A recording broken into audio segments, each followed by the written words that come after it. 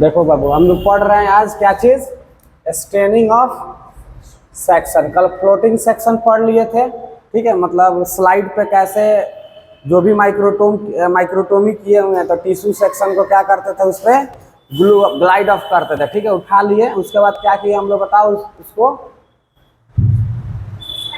उसको स्लाइड पर रख दिए, ठीक है। उसके बाद बताया था कि जो भी पैराफिन ओवन रहता है, ठीक है, उस पर रख कर उसको क्या करते हैं, फिक्स कर लेते हैं, ठीक है। और फिक्स करने के बाद हम लोग क्या करेंगे, स्टेनिंग करेंगे। क्या करेंगे, स्टेनिंग करेंगे, ठीक है। अब स्टेनिंग ऑफ सेक्शंस मतलब जो भी तुमको टिश्यू को तुम कट करके लगाए हो स्लाइड पे, ठीक है। ये मानो कि स्लाइड है, क्या है, स्लाइड है। अब इस पर तो टिश्यू क्या है, फिक्स किया हुआ है, ठीक है। अब इसको क्या करेंगे, स्टेन करेंगे। क्यों, क्योंकि हमको माइक्रोस्कोप में देखना है। किसमें, माइक्रोस्कोप में। जब तक बिना स्टेनिंग का हम लोग माइक्रोस्कोप में देखेंगे तो क्या होगा, अच्छा से विजुअलाइज नहीं होगा, डिफ्रेंशिएशन नहीं हो पाएगा। कौन न्यूक्लियाई है, कौन साइटोप्लाज्म है, कौन टिश्यू का सेल है, कौन कौन सेल है, समझ में आ रहा है। बहुत सारा टाइप्स टिश्यू होता है, ठीक है। तो उसको क्या होगा, डिफ्रेंशिएट नहीं हो पाएगा। इसलिए हमको क्या आवश्यकता पड़ता है, इसको स्टेनिंग का, ठीक है। अब स्टेनिंग चूंकि तुमको बताया था क्या है, वाटर सॉल्युबल होता है, तो स्टेनिंग। अब यहाँ पे क्या है, पैराफिन अंदर घुसा हुआ है ना। हम इम्बेडिंग जो जब किए हैं तो इम्बेडिंग में क्या किए, पैराफिन को डाल दिए थे टिश्यू में, डाले थे ना बाबू ब्लॉक में। अभी ये क्या है, इसमें टिश्यू अंदर है, ठीक है ना। तो इसको क्या करें अब, और स्टेनिंग जो क्या होता है, वाटर सॉल्युबल होता है, ठीक है। तो इसको बोले थे क्या चीज, पानी को अंदर करना पड़ेगा, ठीक है ना। जो भी वाटर सॉल्युबल है इसको पैराफिन को बाहर करना पड़ेगा, ठीक है। तभी ये क्या होगा, जाकर स्टेनिंग बढ़िया से कर पाएगा, ठीक है। तो ये तो खैर कल पढ़ाएंगे जो भी प्रोसीड्योर ऑफ स्टेनिंग होता है। आज बता रहे हैं कि स्टेन सब का नाम, ठीक है ना। कौन कौन सा स्टेन जनरली यूज किया जाता है हिस्टोपैथोलॉजी में, समझ में आ रहा है। आज उसके बारे में पढ़ रहे हैं। और प्रोसीड्योर ऑफ स्टेनिंग जो पढ़ाएंगे वो क्या करेंगे, नेक्स्ट दिन पढ़ाएंगे। अभी हिमेटोजाइलिन एंड इयोसिन स्टेन है। आज पूरा हिमेटोजाइलिन के बारे में बता दिए हैं, इयोसिन और स्टेप जो है वो नेक्स्ट दिन बताएंगे। देखो अब स्टेनिंग ऑफ सेक्शन में सबसे पहले दो स्टेन आता है। एक होता है सबसे रूटीनली यूज किया जाता है, ठीक है। रूटीनली जो यूज किया जाता है उसका नाम है क्या चीज, हिमेटोजाइलिन एंड इयोसिन स्टेन। इसको याद करके रखना, ठीक है ना। हिस्टोपैथोलॉजी का सबसे कॉमन एंड रूटीनली किस तरह फिक्सेशन में सबसे ज्यादा क्या यूज होता था, बोलो, फॉर्मेलिन होता था ना। Xylene as a clearing agent, alcohol as a dehydrating agent होता है ना। तो सेम वैसा ही स्टेनिंग ऑफ सेक्शन में सबसे कॉमन जो होता है क्या होता है, हिमेटोजाइलिन एंड इयोसिन स्टेन। इस तरह बैक्टीरिया को क्या नाम है, स्टेन करने के लिए gram staining. Acid fast bacillus आता है उसके लिए जेडन स्टेनिंग, एल्बर्ट स्टेनिंग वैसा ही आता है। उसी तरह करके क्या करना है, सबका नाम याद रखना, कौन स्टेन किसके लिए किया जाता है। कभी कभी ये भी सब क्वेश्चन क्या होता है, पूछा जाता है, ठीक है। तो हिस्टोपैथोलॉजी लैब में जब स्टेनिंग ऑफ सेक्शन किया जाएगा तो सबसे पहला जो स्टेन होता है हिमेटोजाइलिन एंड इयोसिन स्टेन, जिसको H&E स्टेन भी लिख दिया जाता है, ठीक है। ये क्या होता है, सबसे कॉमनली एंड रूटीनली यूज होता है, ठीक है ना। सबसे रूटीनली यूज होता है, मतलब सबसे ज्यादा यही यूज होता है, ठीक है। तो इसका नाम क्या करना है, याद करके रखना है, ठीक है। क्या नाम है, हिमेटोजाइलिन एंड इयोसिन स्टेन, जिसको शॉर्ट फॉर्म में H&E स्टेन बोला जाता है, समझ में आया। उसके बाद है स्पेशल स्टेन। अब स्पेशल स्टेन क्या होता है, जैसे स्पेशल फिक्सेटिव होता था या सेकेंडरी फिक्सेटिव, तो क्या बताए थे कि कुछ कुछ स्पेशल केसेस में क्या करते हैं उसका यूज करेंगे, ठीक है। कुछ किसी का मतलब किसी टिश्यू का कोई खास पार्ट पढ़ना है, ठीक है, या उसको माइक्रोस्कोप में देखना है, ठीक है, उसके बारे में स्टडी करना है, तब क्या करते हैं, स्पेशल टाइप्स ऑफ स्टेन जो होता है उसको यूज करते हैं। कॉमन चीज सब कुछ देखना है तो किसको यूज करेंगे, हिमेटोजाइलिन एंड इयोसिन स्टेन, ठीक है ना। लेकिन अगर किसी टिश्यू का कुछ स्पेशल पार्ट पढ़ना है, ठीक है, किसी स्पेशल टिश्यू को विजुअलाइज करना है उसके पार्ट्स को, तो कौन सा स्टेन यूज करेंगे, तो सबका नाम है, एक होता है पास, ठीक है, reticulin, Masson trichrome and van Gieson stain, ठीक है ना। क्या क्या हो गया, पास, इस सब के बारे में पढ़ाएंगे, ठीक है ना। इसका फुल फॉर्म कैसे बनता है और इसमें जो माइक्रोस्कोपी किस पार्ट के लिए किया जाता है, ठीक है ना। कोई न्यूक्लियस के लिए किया जाता है, कोई इपिथेलियम टिश्यू, कोई कुछ कुछ के लिए, समझ में आ रहा है। तो ये सब के बारे में तुमको बताएंगे, ठीक है, स्टेनिंग पढ़ा देने के बाद। जब अब क्योंकि रिजल्ट देखना है ना, तो पहले तो ये सबसे कॉमन है H&E स्टेन, तो इसके बारे में पूरा पढ़ाएंगे। उसके बाद माइक्रो स्टेनिंग करेंगे, उसके बाद माइक्रोस्कोपी में बताएंगे कि पास स्टेन में क्या क्या देख सकते हैं और कैसा दिखता है, विजुअलाइज कैसे होता है। उसके बाद रेटिकुलिन है, मैसन्स ट्राइकोम है और वान गिब्सन्स है, ठीक है। तो ये सब स्पेशल स्टेन है, ठीक है। तो इसके बारे में भी याद करना, सबसे ज़्यादा ये वाला जरूर याद करना, पास वाला, ठीक है। ये क्वेश्चन एग्जाम में इससे थोड़ा बहुत पूछता है, थोड़ा कॉमन भी स्टेन है, ठीक है। तो इसको ध्यान रखना।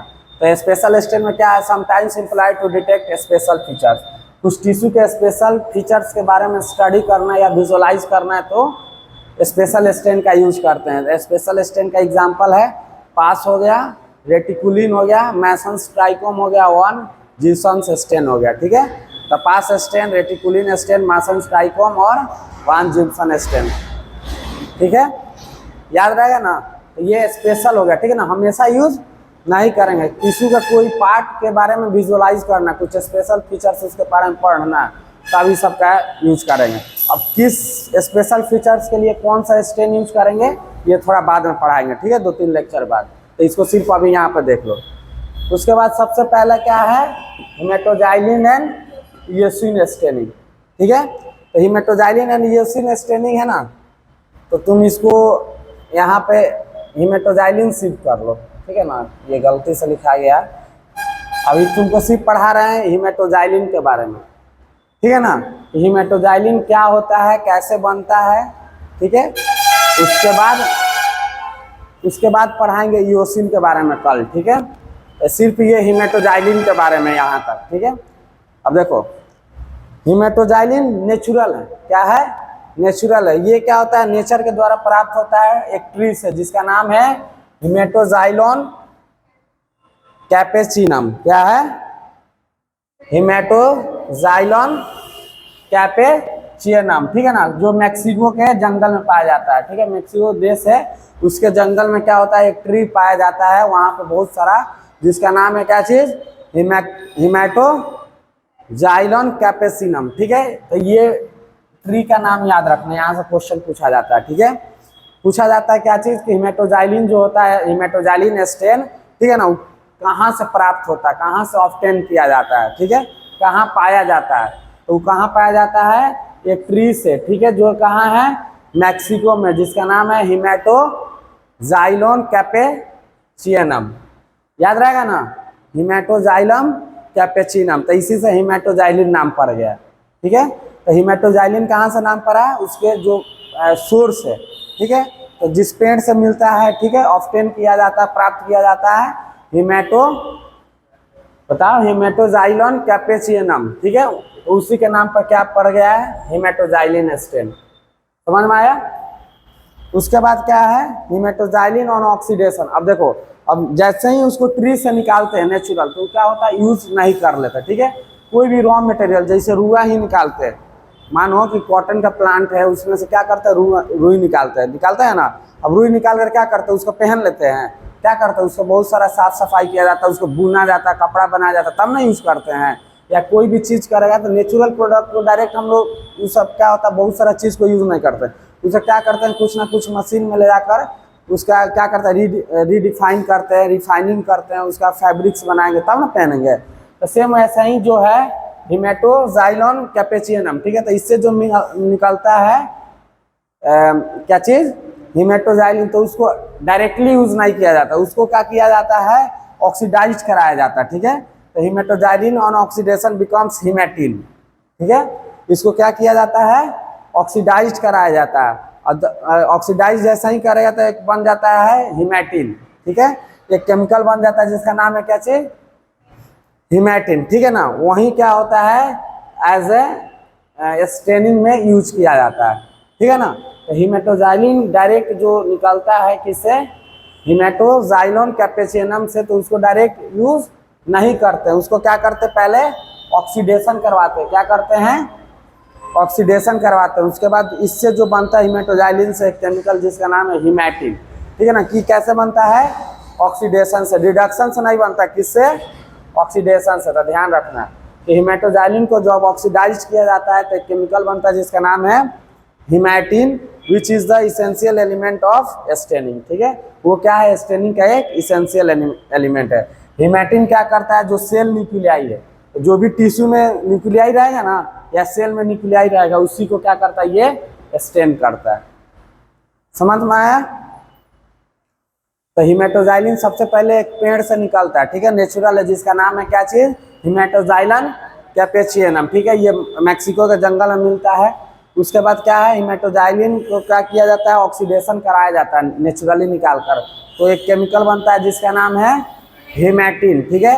हिमेटिन को ही क्या करता है, as a staining reagent use किया जाता है, ठीक है ना, वही मेन है। वो क्या करता है, सेल न्यूक्लियाई या टिश्यू में जो न्यूक्लियाई रहेगा उसको क्या करता है, जाकर पकड़ लेता है, ठीक है, तो वो क्या करेगा, कलर देगा, ठीक है। तो ये हो गया। उसके बाद है कि इसको बनाया कैसे जाता है, ठीक है, ये तो हिमेटिन हो गया। उसके बाद जो स्टेन बनता है हिमेटोजाइलिन स्टेन, वो बनाया कैसे जाता है, तो सबसे पहले क्या होता है, हिमेटोजाइलिन को कितना लिया जाता है, 1 ग्राम, कितना लिया जाता है, 1 ग्राम। उसके बाद है एब्सोल्यूट अल्कोहल, दूसरा में क्या है, एब्सोल्यूट अल्कोहल बताया था कितना, 100% अल्कोहल को बोला जाता है एब्सोल्यूट अल्कोहल, बताए थे ना। तो सबसे पहले क्या लिया जाता है, हिमेटोजाइलिन, उसके बाद लिया जाता है एब्सोल्यूट अल्कोहल, ठीक है। तो देखो सबसे पहले क्या है कि जो हिमेटोजाइलिन लिए, ठीक है, हिमेटोजाइलिन कौन वाला, ये नेचुरल जो है, ठीक है ना, इसको क्या करते हैं, अल्कोहल में मिक्स कर देते हैं, डिसॉल्व कर देते हैं, ठीक है। तो सबसे पहला स्टेप क्या होगा, dissolve the haematoxylin plus alcohol, alcohol और हिमेटोजाइलिन को क्या करते हैं, मिक्स कर देते हैं, डिसॉल्व कर देते हैं, ठीक है, घुला देते हैं बढ़िया से। उसके बाद फिर दूसरा में लेते हैं अल्मोनियम पोटेशियम सल्फेट, ठीक है, जिसको पोटास सालम बोलते हैं, ठीक है, ये सब दाढ़ी उड़ी नहीं होता है, सब लगाता है तो वो फिटकिरी, ठीक है, तो उसको लेते हैं, ठीक है ना, अल्मोनियम पोटेशियम सल्फेट, ठीक है ना, फिटकिरी उसको बोला जाता है। इसको कितना लेना है, 20 ग्राम। उसके बाद क्या करना है बताओ, डिस्टिल्ड वाटर लेना है, ठीक है ना, कितना, 200 ml, और ये दोनों को क्या करना है बताओ, इसको भी डिसॉल्व कर देना है, ठीक है। तो पहला याद रखेगा हिमेटोजाइलिन एंड एब्सोल्यूट अल्कोहल, मतलब 100% अल्कोहल है, ठीक है, उसको क्या करना है बताओ, पहले डिसॉल्व कर रहा है। उसके बाद लेते हैं अल्मोनियम पोटेशियम सल्फेट, फिटकिरी, ठीक है, उसको क्या करते हैं, पानी में क्या करते हैं, डिसॉल्व करते हैं by the aid of heat, मतलब पानी को गर्म करते रहते हैं, फिटकिरी को क्या करते हैं, घुला देते हैं, ठीक है। तो एलम, ठीक है, प्लस वाटर, ठीक है, हीट के मदद से इसको घुला देते हैं। तो 2 सोल्यूशन बन गया, एक मानो कि बकेट में क्या किया, ये बना लिया, समझ में आया, एक में क्या किए, इसको बना लिए, ठीक है, पहला हो गया, ये दूसरा हो गया। अब ये दोनों को क्या करेंगे, मिक्स कर देते हैं। तो सबसे पहला याद करना, सबसे पहला क्या है, हिमेटोजाइलिन एंड एब्सोल्यूट अल्कोहल, ठीक है, हिमेटोजाइलिन एंड एब्सोल्यूट अल्कोहल को क्या करते हैं, ये 1 ग्राम और ये 10 ml लेकर मिक्स कर देते हैं, डिसॉल्व कर देते हैं। फिर क्या करते हैं, फिटकिरी और पानी, ठीक है, तो उसी को फिटकिरी को बोला जाता है अल्मोनियम पोटेशियम सल्फेट, ठीक है ना, जिसको पोटास आलम भी बोला जाता है, और क्या है, डिस्टिल्ड वाटर, क्या है, डिस्टिल्ड वाटर। उन दोनों को भी क्या करते हैं, फिर घुला देते हैं, ठीक है। इसको लेकिन घुलाने के लिए क्या होगा, थोड़ा हीट का जरूरत होगा कि जल्दी जल्दी मिल जाए, ठीक है। उसके बाद क्या होगा, ये दोनों अलग अलग बनाते हैं, ठीक है, अलग जब बन जाएगा तो क्या करते हैं, दोनों को मिक्स कर देंगे। तो 2 सॉल्यूशंस, जो सॉल्यूशंस बनाए इसको क्या करेंगे, मिक्स्ड, ठीक है ना, ये दोनों को क्या करेंगे, मिक्स बनाकर एक तीसरा डब्बा में डाल लेंगे, समझ में आया। पहले ये दोनों को घोलेंगे, फिर ये दोनों को, उसके बाद क्या करेंगे, एक में दोनों को कर लेंगे, ठीक है ना, और उसके बाद क्या करेंगे, इसको फ्लेम देंगे, क्या देंगे, फ्लेम देंगे, मतलब हीट करेंगे, समझ में आ रहा है। हीट करके तुरंत इसको क्या करना है, बॉइलिंग टेम्परेचर पर पहुंचा देना, मतलब तुरंत इसको नहीं होता, खौलाने लगना, ठीक है। कब, जब दोनों को मिक्स करेंगे तब, ठीक है। पहले में क्या करना है, हिमेटोजाइलिन और अल्कोहल को मिक्स कर लेना है। दूसरा में क्या करना है, जो फिटकिरी है, पोटेशियम अल्मोनियम सल्फेट, है ना, aluminium potassium sulphate plus distilled water 200 ml लेकर उसको थोड़ा सा गुनगुना करके मिक्स कर लेना है। और उसके बाद दोनों को 1 और 2 सोल्यूशन अलग अलग बनाए, इसको दोनों को तीसरा डब्बा में डालना है, और इस कंटेनर को क्या करना, तुरंत बॉयल करने के लिए रख देना है, ठीक है। तो वहीं bring rapidly to the boil, मतलब बॉइलिंग टेम्परेचर पर रख देना है। उसके बाद क्या है, remove the heat and add the mercuric oxide. अब जैसे ही थोड़ा सा बॉयल हो जाएगा, उसके बाद एक केमिकल है जिसका नाम है मर्क्यूरिक ऑक्साइड, क्या है, मर्क्यूरिक ऑक्साइड। इसको क्या करना है बताओ, ऐड करना है, ठीक है ना, क्या करना है, ऐड करना है। उसके बाद जैसे ही इसको मिक्स करेंगे, मतलब हल्का ठंडा करके फिर तो इसको मिक्स कर लेना बढ़िया से, और फिर इसको क्या करना है, हीटिंग के लिए रख देना है। मतलब थोड़ा देर बॉइलिंग कर ठीक है ना, उसके बाद क्या करना, मर्क्यूरी क्लोराइड मिलाना है, ठीक है। उसके बाद क्या करना है, इसको बताओ, अगेन रीहीटेड, फिर इसको क्या करना है, गर्म करने के लिए रख देंगे, और तब तक गर्म करते रहेंगे तब तक डार्क पर्पल कलर का सॉल्यूशन नहीं हो जाता है, ठीक है। डार्क पर्पल कलर का सॉल्यूशन नहीं हो जाता है, ठीक है। अब देखो याद करना, ठीक है। सबसे पहले क्या आता है, हिमेटोजाइलिन 1 ग्राम लेते हैं, उसको 10 ml absolute alcohol, absolute alcohol क्या बोले 100%, उसमें क्या करते हैं, मिक्स कर देते हैं। तो एक कंटेनर में उसको मिक्स करके डिजोल्व करके रख दें। दूसरा कंटेनर लेते हैं, उसमें क्या है बोलो, अल्मोनियम पोटेशियम सल्फेट, ठीक है। अब प्लस डिस्टिल्ड वाटर 200 ml लेकर उसको क्या करते हैं, फिर मिक्स कर लेते हैं। तो इसको मिक्स करने के लिए थोड़ा पानी को गुनगुना कर देते हैं ताकि जल्दी से मिक्स हो जाएगा, ठीक है। इसको दूसरे कंटेनर में, और जब ये दोनों कंटेनर हो गया तो इस तीसरे कंटेनर में दोनों को फिर क्या करेंगे, मिक्स कर देंगे। क्या करेंगे, मिक्स कर देंगे, ठीक है ना। और मिक्स करने के बाद क्या करेंगे, इसको थोड़ा बॉइलिंग के लिए थोड़ा गर्म कर देंगे, ठीक है। जैसे ही थोड़ा बॉइलिंग हो जाएगा तो उसको क्या करेंगे, एक केमिकल है मर्क्यूरिक ऑक्साइड, ठीक है, उसको क्या करेंगे, उसमें ऐड करेंगे, ठीक है। और मर्क्यूरिक क्लोराइड को ऐड करके मिक्स करके फिर उसको क्या करेंगे, रीहीटिंग के लिए फिर चढ़ा देंगे, फिर उसको हीटिंग करेंगे, और तब तक हीट करते रहना जब तक वो केमिकल डार्क पर्पल कलर का नहीं बन जाता है। समझ में आ रहा है। तो यही जो हिमेटोजाइलिन रहता है तो लैब में क्या होता है, डार्क पर्पल कलर का बन कर आता है। मतलब ये हम लोग लैब में भी बना सकते हैं, समझ में आया। अब मार्केट में भी मिलता है, एज ए मार्केट वाला भी तुम यूज कर सकते हो, लेकिन हम लोग को बहुत चीज़ क्या होता है, जितना भी सॉल्यूशन है, जैसे बेनेडिक्ट सॉल्यूशन है, या क्या होता है ये नाइट्रस क्या नाम है, बहुत सारा केमिकल होता है, जैसे नाइट्रोक्लोराइड होता है ना, उसको बनाया जाता है लैब में ही, ठीक है। तो वो सब क्या होता है, सब केमिकल कंपोजिशन रखा हुआ है, तुमको पता है तो तुम भी बना सकते हो, बड़ा बात नहीं है, ठीक है। सिर्फ इसको नॉलेज होना चाहिए और कैसे उसका थोड़ा टेक्निक सब, ठीक है। अब हीट कर लेंगे तब तक, कब तक, जब डार्क पर्पल कलर का ना हो जाए, ठीक है ना। उसका as soon as the colour from the flame is removed, जैसे ही डार्क पर्पल कलर हो जाएगा तो उसको क्या करेंगे, फ्लेम को हटा देंगे, नहीं तो उसको हटा कर क्या करेंगे बताओ, एक बॉल ऑफ वाटर में क्या करेंगे, उसको ढाल लेंगे, ठीक है। और वो क्या होगा, रेडी टू यूज होगा। अब हिमेटोजाइलिन एज ए स्टेन हम लोग यूज कर सकते हैं, ठीक है ना। जैसे ही डार्क पर्पल कलर बन जाता है उसको क्या करेंगे, एक बॉल ऑफ वाटर में उसको क्या करेंगे, ढाल लेंगे, ठीक है ना। और वो एज ए बताओ स्टेन हिमेटोजाइलिन रेडी हो गया, ठीक है ना। तो ये दोनों एक में मिक्स नहीं होता है, दोनों के देखो दोनों का यूज किया जाता है हिस्टोपैथोलॉजी में। ये अलग होता है हिमेटोजाइलिन, ठीक है ना, यूसिन अलग होता है, उसका बनाने का टेक्निक अलग है, और दोनों को मिक्स करके नहीं रखते हैं। पहले हिमेटोजाइलिन में क्या करते हैं, स्टेन करते हैं, टाइमिंग वाइमिंग बताएंगे कितना मिनट सेकंड के लिए, उसके बाद फिर वाटर वॉश करते हैं, फिर यूसिन में। मतलब ये दो केमिकल है, समझ में आ रहा है, दो स्टेन है, अलग अलग है, दोनों एक में नहीं है, ठीक है ना। तो ये समझना, ऐसा नहीं कि दोनों एक ही है, मिक्स रहता है, एक को नहीं। हिमेटोजाइलिन अलग है, यूसिन अलग है, ठीक है। तो ये पढ़ाएंगे, स्टेनिंग प्रोसेस तो अब और क्लियर हो जाएगा, ठीक है। इसीलिए पहले हिमेटोजाइलिन कैसे बनता है वो बता रहे हैं, फिर कल यूसिन कैसे बनाते हैं उसको बताएंगे, ठीक है। तो जैसे ही डार्क पर्पल कलर होगा तो क्या करेगा, फ्लेम को रिमूव कर लेंगे या कंटेनर को अपना उतार लेंगे, जो बॉल ऑफ वाटर है उसमें क्या करेंगे, रख देंगे। मतलब तुमको जितना जरूरत है उसमें पानी क्या करो, मिक्स कर लो, उसके बाद क्या करो, अपना मतलब यूज करने के लिए रेडी हो गया, रेडी फॉर यूज। समझ में आया इतना। उसके बाद क्या बोल रहा है कि जैसे बताए थे कि बी वैक्स डाला जाता था तुमको, उसमें क्या नाम है, पैराफिन वैक्स में डाला जाता था ना, वो क्या करता था, टेक्सचर को बढ़ाता था, इम्प्रूव करता था, ठीक है। मतलब साफ सफाई थोड़ा नहीं होता, टेक्सचर मतलब चमक थोड़ा बढ़ा देता था, डस्ट, ठीक है। सेम वैसा ही जब हिमेटोजाइलिन बन गया तो इसमें क्या किया जाता है कि 4% अगर ग्लेशियल एसिटिक एसिड डाल देगा, क्या डाल देगा, 4% ग्लेशियल एसिटिक एसिड, तो इसका क्या होगा, स्टेन में और क्या होगा, स्टेनिंग का जो प्रॉपर्टी और इम्प्रूव कर देगा, मतलब और बढ़िया से स्टेन कर सकता है। समझ में आया। तो ये एक पॉइंट है, ठीक है। तो ये देखो प्रिपरेशन उतना पूछता नहीं है, लेकिन थोड़ा बहुत याद रखना, ठीक है ना। तुम लोग को हमको नहीं लगता पूछेगा, ठीक है, लेकिन हिमेटोजाइलिन में कभी भी पूछ सकता है कि कौन कौन सा केमिकल से बनाया जाता है, इसीलिए हम सोचे कि बता ही देते हैं, पढ़ा रहे हैं तो, ठीक है। स्टेनिंग इंपॉर्टेंट है, ठीक है, कल वाला क्लास जो रहेगा बहुत इंपॉर्टेंट रहेगा।